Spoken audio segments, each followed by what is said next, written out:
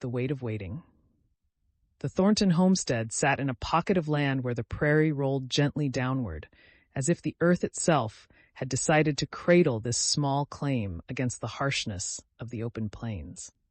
Sarah Mackenzie stood at the window of the spare bedroom, her left hand pressed against the frame for balance, watching the afternoon sun paint long shadows across the yard. 3 days had passed since she'd ridden through the night to save her father. 3 days since the world had tilted on its axis and shown her a version of herself she hadn't known existed. Behind her, Martha Thornton moved quietly about the room, folding clean linens with the practiced efficiency of a woman who'd raised 4 children on the frontier. She was a sturdy woman in her late 40s, with hands that spoke of decades of hard work and eyes that missed little. "You should be resting," Martha said, not for the first time that day. "I've been resting for 3 days," Sarah replied, though she didn't turn from the window. Her ribs still ached with every breath, a reminder of the fall from her horse when exhaustion had finally claimed her. The doctor from Medicine Hat, summoned by Samuel before he'd left with James, had pronounced her fortunate. Bruised ribs, scraped palms, a twisted ankle. Nothing broken, nothing that wouldn't heal. I should be home with Mother and Thomas. "Your mother has half the district keeping watch over that homestead," Martha said firmly.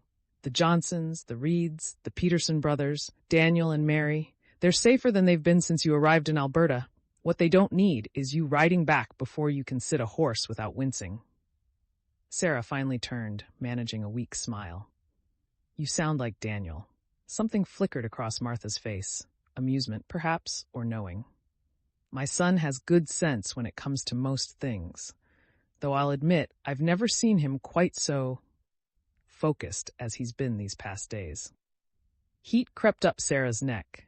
She'd been aware of Daniel's presence constantly since she'd arrived, the way he'd carried her inside when Samuel brought her back, the way he'd sat outside her door that first night as if standing guard, the way his eyes found hers whenever they were in the same room, the way her heart responded to his attention, even through the fog of pain and worry.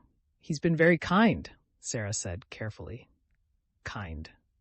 Martha set down the linens and crossed to where Sarah stood. "Child, my Daniel looks at you the way his father looked at me 30 years ago, when I was a schoolteacher in Ontario, and he was a farmer's son with more dreams than money. That's not kindness. That's something altogether different."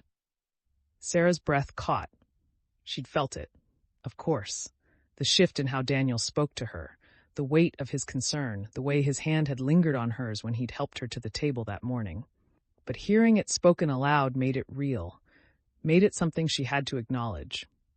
"I don't know what to do with that," she admitted quietly. "Everything is so uncertain. We don't know if Father will reach Fort Walsh safely. We don't know what Blackwood will do. We don't even know if we'll still have our homestead when this is over." "Life on the prairie is always uncertain," Martha said. "You wait for certainty. You'll wait forever.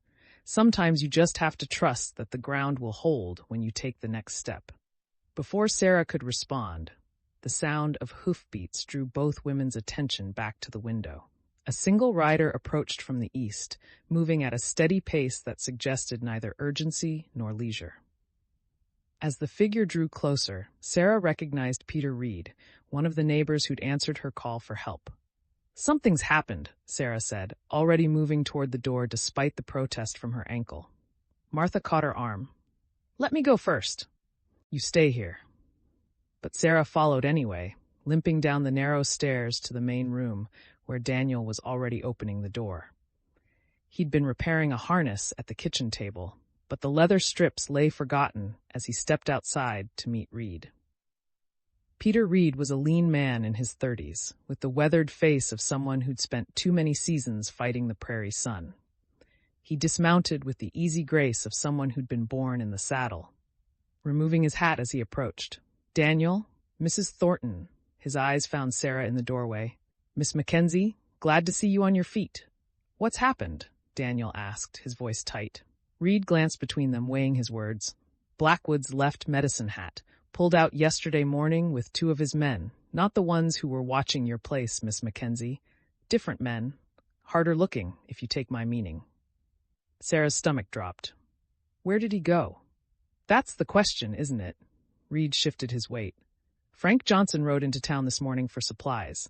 Bartender at the Royal told him Blackwood settled all his accounts, packed up his office, and rode out before dawn. Didn't say where he was going, but he was headed northwest. Northwest, toward Fort Walsh, toward James and Samuel. Daniel's jaw tightened. How long does he have on them? Half a day, maybe less. Your father and James Mackenzie had a good head start, and they're traveling light. But Blackwood knows the territory, and if he's got men with him who know how to track— Reid didn't need to finish the sentence. We have to warn them, Sarah said, stepping fully outside despite the sharp pain in her ankle. If Blackwood catches them on the trail— You're not riding anywhere, Daniel said firmly, then seemed to catch himself. His voice softened. Sarah, you can barely walk, and someone needs to stay with the homesteads. If Blackwood's running, he might send men back to destroy evidence, to burn the mine entrance, anything to cover his tracks. Daniel's right, Reid said. I've got the Johnson boys watching the Mackenzie place, and Mary's staying with your mother. But we're spread thin. If Blackwood's desperate enough to run, he's desperate enough to do something stupid. Sarah wanted to argue, wanted to demand a horse and ride out immediately, but her body betrayed her. Even standing here, her ankle throbbed with each heartbeat, and the thought of mounting a horse made her ribs ache in anticipation. She'd pushed herself to the breaking point once already. She couldn't do it again, not without risking permanent injury. Then what do we do? She asked, hating the helplessness in her voice. Daniel exchanged a look with Reid, some unspoken communication passing between them. I'll ride out, Daniel said. I can make better time alone than Blackwood can with 2 men. If I push hard, I might catch up to Father and James before Blackwood does. That's a fool's errand, Martha said from the doorway, her voice sharp with maternal concern. You don't know the trail to Fort Walsh half as well as Samuel does, and you'll kill your horse trying to make up that distance.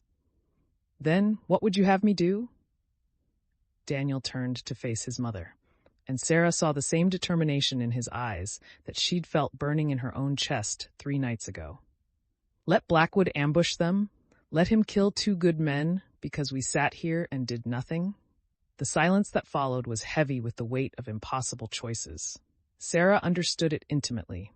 The calculation of risks, the knowledge that action and inaction both carried terrible costs. There might be another way, Reid said slowly. The mounted police patrol between Medicine Hat and Fort Walsh regular-like. If we can intercept a patrol, tell them what's happening, they could ride ahead with authority behind them.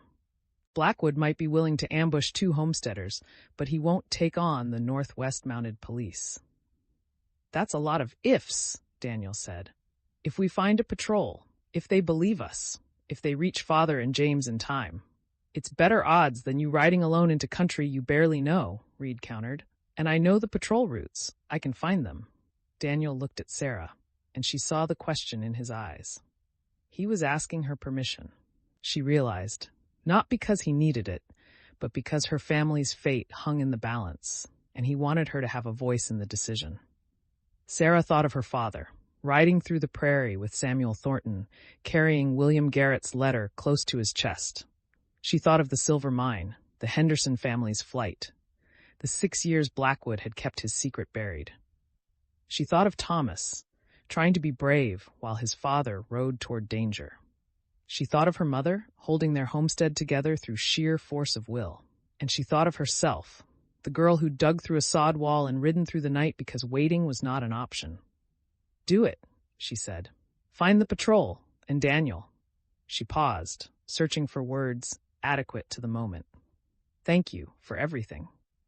Something shifted in Daniel's expression, a softening around his eyes that made her breath catch.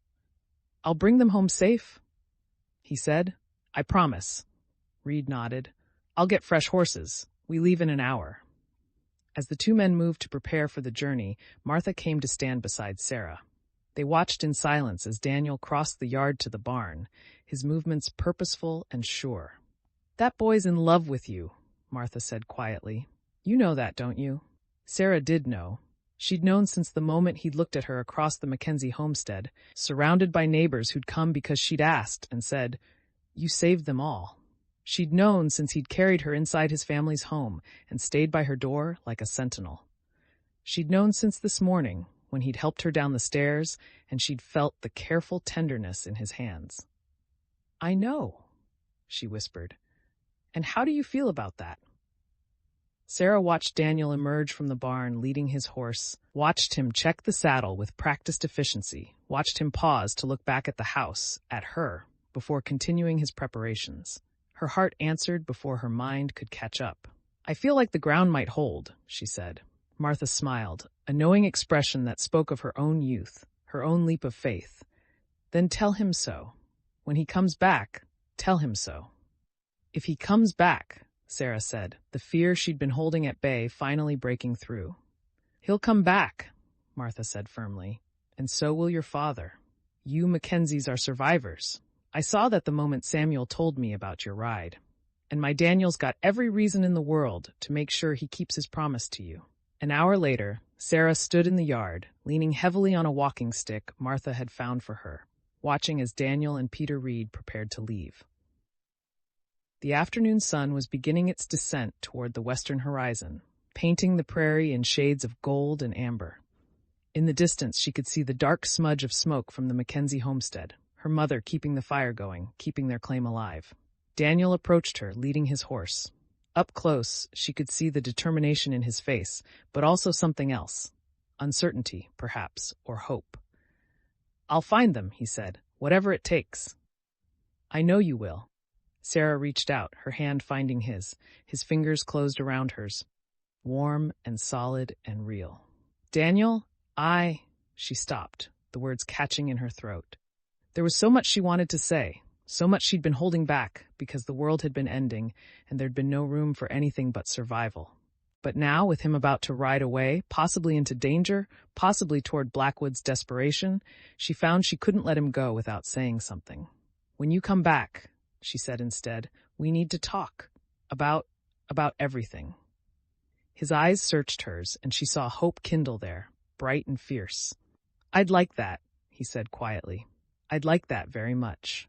He squeezed her hand once more, then mounted his horse in one smooth motion. Reid was already in the saddle, waiting. The two men exchanged a nod, then turned their horses toward the trail. Sarah watched them ride away, two figures growing smaller against the vast expanse of prairie, carrying her hopes and fears with them.